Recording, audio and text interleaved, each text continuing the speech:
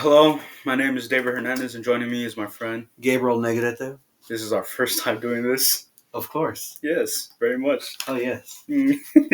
So, starting off on page 3 is our prologue. And then just goes into the prologue, it's 1969 starting off. And then the book goes on to describe how the marshes is this beautiful, majestic, heaven like place. And then contrasting that is the swamp that's kind of dark and almost like insects that live there. And then it goes on to say that on the morning of October 30th, 1969, the body of Chase Andrews lay in the in the swamp, which would have been, which would have absorbed it silently, routinely, basically just returning him to his ashes and ashes, dust, dust thing. Given those analogies, would you say that this book goes into religion quite often so far? Or is sort of? Just a little bit from what I've read. Okay. And from what I can describe. And, well, we can infer, right, on why he was killed. You would like to say, right? When you think of murder, you think of what? I think of multiple things, mainly death in general. Murder can come in many forms, and as such, it's not a good thing, in my opinion. It's just... Oh, no! What a great... Unless it's self-defense. And it's fine. Who would have thought murder isn't a great thing? Pues obvi. It's such a controversial opinion. Oh, yeah. But normally, what would you think is why would people commit murder more? Is a better thing to say. Sometimes it just happens on the spot. Sometimes it's planned, and sometimes you just... But what's their motive? Your motive? It depends. Some people kill for money. Some people kill for love. In this case, or it could have been a different case. Oh, yeah. First take, huh? First take. Yeah. Yeah, but well, there you go. Keep in mind, I've never read this book, so I'm only inferring. Yeah. So, like me, I thought that too, right? This could have been once we were told our themes, right? And well, obviously we're doing the theme of love. When I saw this, I thought, could this be an act of love, or or was this just senseless violence? Because it is a murder mystery thing. But I mean, if one of the themes is love, maybe it can be jealousy out of love or something like that. Yeah, and who killed him, right? Well, who would you think would kill this person? Maybe another guy. Another guy? Maybe this girl had a crush on the guy who was killed, and this other guy was just like, nah, that ain't gonna happen, and he killed him. Maybe. I don't know. Like you said, it's a mystery, and I'm only inferring. And yeah, this goes to show that not all acts of love, right? When you think of love, you usually think of arrow, hardships and whatnot, and lovey-dovey stuff. Not all love is good love. Oh no, because some people, they think that if love is too thick or too thin, it ain't love at all. Yeah. So, and then going out into chapter 1, called Ma. Basically, it's a normal day for Kaya, our main protagonist, our main character. How would you like to call her? Protagonist and main character. Doesn't that mean the same thing? Protagonist is, I guess, the person who pushes the story. Main character is, I guess, the same thing. I don't know. Oh, okay. Well, she's the main character. Yeah, let's go with that. But yeah, it's a normal day in the swamp where they live. Mm-hmm. Until Kaya sees her mom. Well, she doesn't see her mom at first. She hears her mom slam the door, but she never does. And well, obviously that catches her attention, because if your mom did something out of the ordinary, wouldn't you be like, well, this is new? Yeah, what happened? Yeah. And then it goes to... And one thing that Kaya, I guess, immediately notices is that she's dressed nicely, and she's wearing her fake alligator skin shoes, mm-hmm. which she never wears. And then she then sees her mom basically walk down the road and out of sight. And Kai doesn't think anything of this at first. She thinks that her mom is just going out to get some food or something. But again, it's in the back of her head. She knows something's wrong because she's doing things out of the ordinary for her. Mm-hmm. And then just go days go by. Her mom hasn't. Well, that's fine. We can skip that part. Basically, and days go by, and her mom still hasn't come back. And Kai waits. Well, yeah. The book then also goes on to describe the history of the area that they're living, the marsh, and how like basically back in the old days, slaves would go into the marsh to escape, and then how later on the marsh found a new purpose sort of thing where basically bad people are made their home there. So you can infer what kind of type of people her parents were. Oh, okay. They were not good people. Okay. Yeah. Well, maybe you know the mom sounds nice. That motherly. Well, but I don't reckon a mother that abandons her children to be a good person. We don't know much about her mom yet. Just Oh. we can infer that she's a nice person. Okay. Okay. Yeah. And then again, Kaya's waiting for her mother, but she never returns. Fine. And then let's first off go into how this chapter, I guess, reveals what a lack of love can do to a person, or can do or cause. Because again, you can infer why her mom's leaving, right? I forgot another detail to mention is that her mom has like a pirate style cloth wrapped around one of her eyes. Oh. Yeah. So this husband of hers is an abuser, huh? Yeah. Okay. Okay. I mean, why would people abuse their spouses or people they love, right? Honestly, I don't know how to answer that question. I don't know. Well, you can infer that one thing is that they lack the love of, because you never really would hit a person you love. Mm, does he drink? Well, Or is it stated that he's a drunk? yeah, he cusses and does bad things. I don't use alcohol as an excuse, but maybe he doesn't really love her deep down inside. Because I don't know how, if you love someone, you'd be able to beat them up to that extent. Yeah. But that's another reason why she probably left. Because being in an abusive household isn't something you want to stay in. It ain't fun. But at the same time, Kaya, I can see that she probably will have abandonment issues, simply because her mom's already leaving. That's not living without a mom. That's gotta suck. Yeah. And speaking of abandonment issues that might develop later on, let's go on to chapter 2, Jody. Later on, we get more. It's 1952, and over the few weeks, her mom still hasn't come back, and over those weeks, her older siblings basically left the house. The only people staying is Jody, Kaya, and their dad. Yeah. So can we also infer that maybe their siblings also didn't have as strong as a connection as we could think? Well, I mean, you goes into more like lack of love, right? Because Lack of love, yeah. Okay. quote, they had endured Pa's red-faced rages, which started out as shouts, then escalated into fist slugs or backhanded punches until one by one they disappeared. Ooh, Yeah, big oof. man, this dad. That's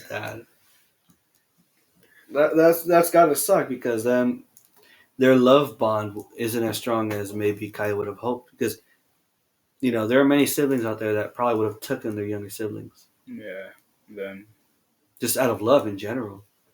if you love someone, you wouldn't want them also to be in that situation. You wouldn't want them suffering. Yeah, and then later on, Jody also was hit, and he got sick of it too, and basically left Kaya with her dad. And so Kaya was just alone. No, well, With her yeah, dad. With her dad. sort of, yeah, because like dad isn't really there. He's there, but he's not really there. Okay. He's only there to abuse and then leave. Yeah, basically. So that we can infer that she's also never felt the love of father. Yeah. Oh, yeah. That would grow many scars. embedded into her. Oh yeah. But and then we also seem like some character development through Kaya that she's not dumb for like she hasn't really gotten an education, but she's not dumb either. She's pretty smart. She learns from wilderness and how she basically sees how like I guess fishes run away when they see like something big. So Also, she has good observation skills. yeah, and through that she learns that oh well, she kind of mimics them and how she implements that through getting out of her dad's way. Okay. She basically learns to live with her dad. Is it also like? Can I also infer that she's maybe a bit wild if Yes. she's never had an education before? Yeah, but yeah, a bit wild because you know you live in the wilderness. Yeah, in the swamp, basically. But yeah, but I mean, so here's another thing.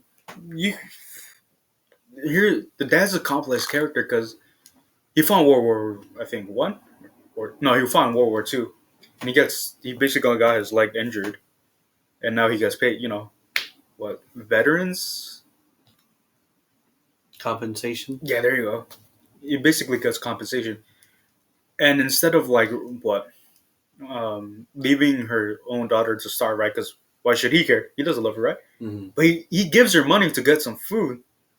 Why would he do that? You know, if he doesn't love his daughter.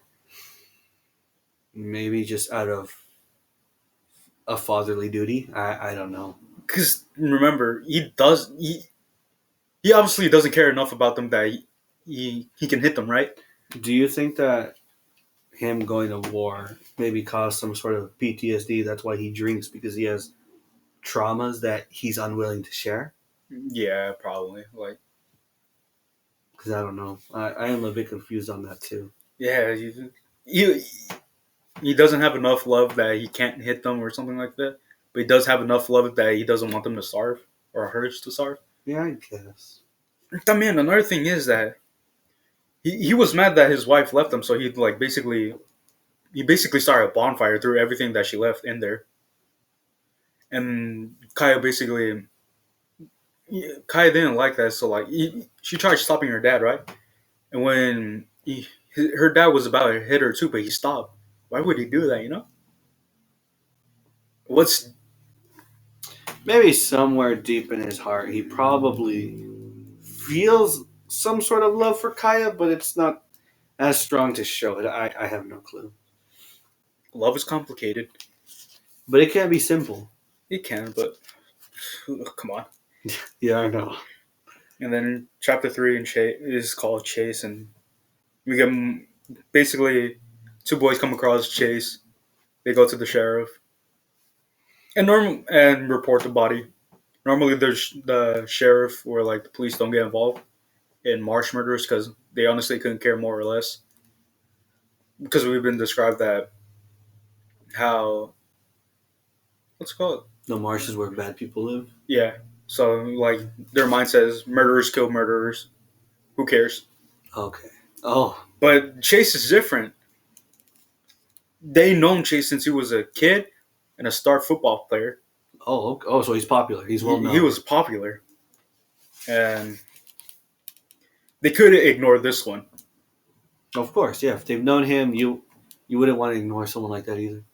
But in general, I don't think they. Even though they're cops, I feel like they should have still upheld the law and care about all murderers, even though they may have been murderers themselves. But, I mean, you know, like you think this can tie into like they love Chase too, you know, like friendship love. Okay, yeah, because love can come in many different forms. Yeah.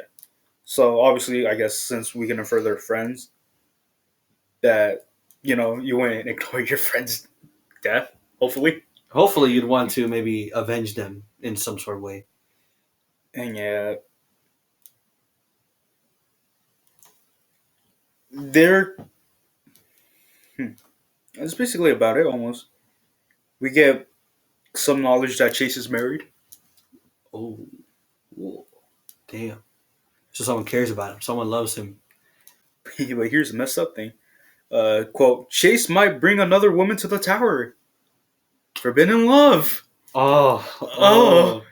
He's a popular football player too. So Okay, maybe. and he was a star quarterback, and he was what's it called. People love football in Barkley Cove. So he may have a lot of women in his pocket. Yep, I can see where forbidden love probably ties into this. Affairs. Yep, that's forbidden love right there. Something that cannot happen, but Some people do. yeah, I guess he just doesn't love his wife that much. So and then chapter 4 school. Kai basically goes to school. For the first time?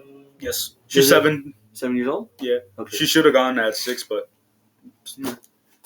she goes to school. And now how you said like earlier on that how there might be some religious analogies or whatever symbolism. Mm-hmm. Basically, Kai introduces herself and what's it called? They ask her to spell dog, and she spells God. God, and Yeah. She misses up the letters at the end. I'm too stupid to know the inference about this. What do you think? What do you mean? Yeah, because like, whoa, it's basically right. Like, why would she spell God instead of dog? Well, obviously she's not smart, but still, she was close enough.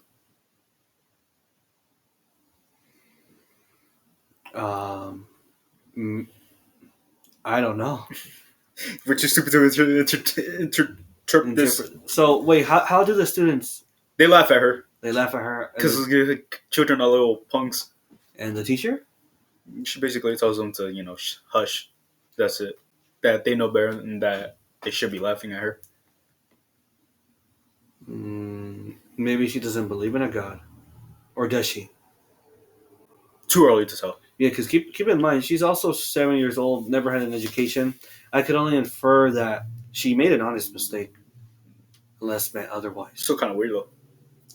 I mean, I suppose it's a bit weird, but she is only 7. And then, you know how you talked about abandonment issues? Oh boy, does she. So, basically, at the cafeteria, she basically has a milk carton, puts some food in there, and takes it with her because it's food she rarely has. Oh, so she's gonna eat little by little throughout the day, so that she doesn't starve, or No, she can eat. She has grits, so like crackers or something like that. oh, okay. But you see, the reason why she brought it with her, is because she wanted to feed the seagulls, and because early on, while she was in the school cafeteria, she didn't know anyone, and no one sat with her, so she was all by herself, Mm-hmm. and they made fun of her because Because she made a mistake in the beginning. yeah, she like presented her full name, Oh, okay. because like when they asked her to introduce herself, she said, "Oh, my name's Miss Catherine Daniel Clark," and they made fun of her that for some reason.